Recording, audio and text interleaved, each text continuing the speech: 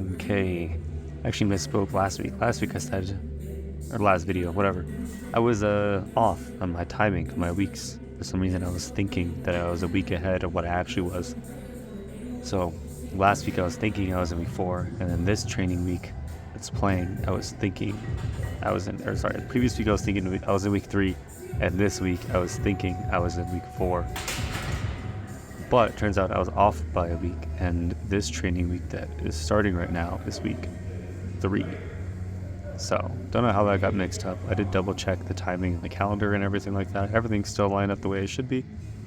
I was just off in my head, but that's all right. That just means I have some extra time in this block to kind of pull things together. Not that it's going bad, but just extra time in general. This is the first full week of bench press training, I think. Our second full week of bench press training. Either way, one of those. Rebuild is going pretty well. There's no new flare-ups, no new pain, anything like that. Every now and then on a rep, I get like a 1 to 4 out of 10 sensation, but it's not really painful. And that's the worst that it's been so far. Did talk to coach. We decided to just do 4 comp bench days. Because usually I bench 4 days a week, but 2 of those are competition bench days. And then usually 1 is a tempo or long pause or something. And then 1 is a close grip or a Larson press or some sort of longer range of motion. But for the sake of like rebuilding technical efficiency and just a small experiment, that's what happens if I comp bench 4 days a week with no variation. Now seems like a kind of like a no risk time to try it. And it might actually work well, especially since I'm going to be keeping in dumbbell bench press twice a week. Dumbbell overhead press once or twice a week, and some tricep work almost every day still. So I'll still be getting the longer range of motion hypertrophy type stimulus that I would get from like a close grip bench, but now honestly I'm probably getting more of it.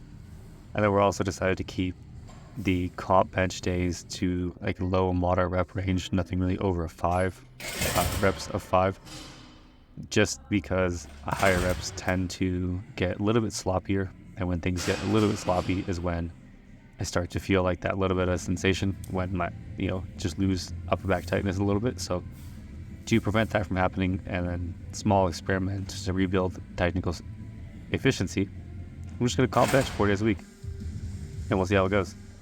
So far it's fine, but we'll see what it's like 1 month into it or 6 weeks into it, because we're something like 6 or 7 weeks out.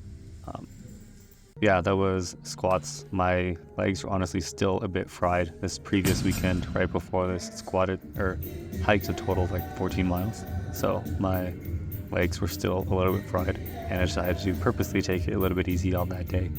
So only did 155 for my top set of 5, as opposed to probably would have aimed for 165 or 170. This was a normal day. And then bench that was likely a tad bit heavy for that top set of 4 at 107, but still got it done. And that was where one of those reps where I felt a little bit of a 3, 4 out of 10 sensation in the shoulder.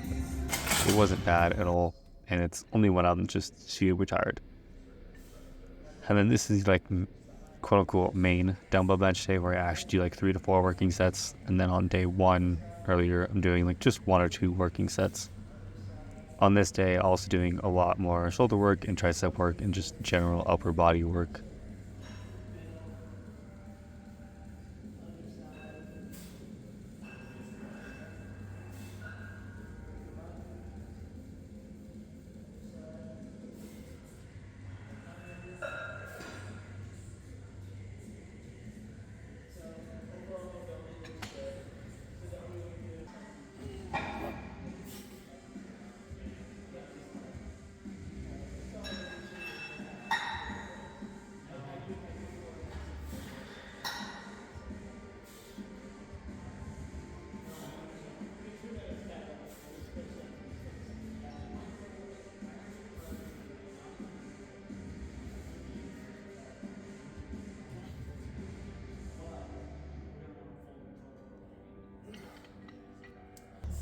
And onto the heavy day.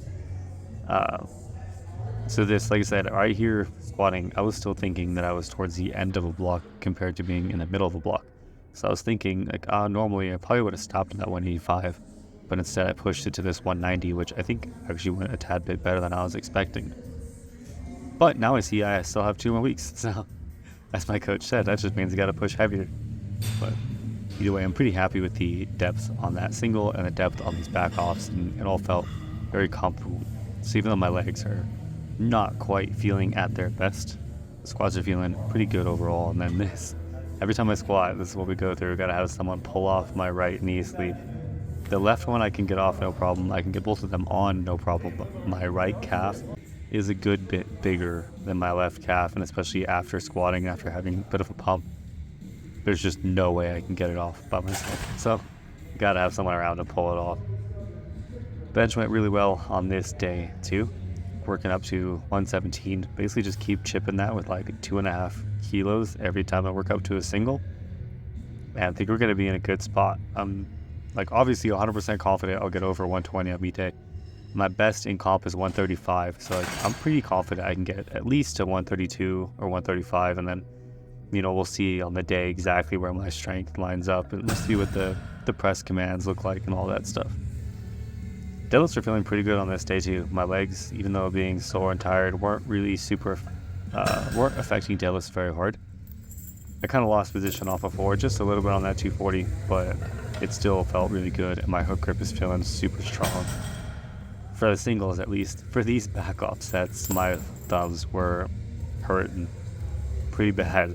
It's kind of funny, my secondary deadlift day, I have 5 doubles and then a single afterwards, and I can hook all of those no problem. And it's like 7 total working sets plus warm-ups that I'm hook gripping. But on the heavy day, it doesn't work like that. On the heavy day, I do 1 single and 2 back off triples, and by the second back off triple, my thumbs are fried.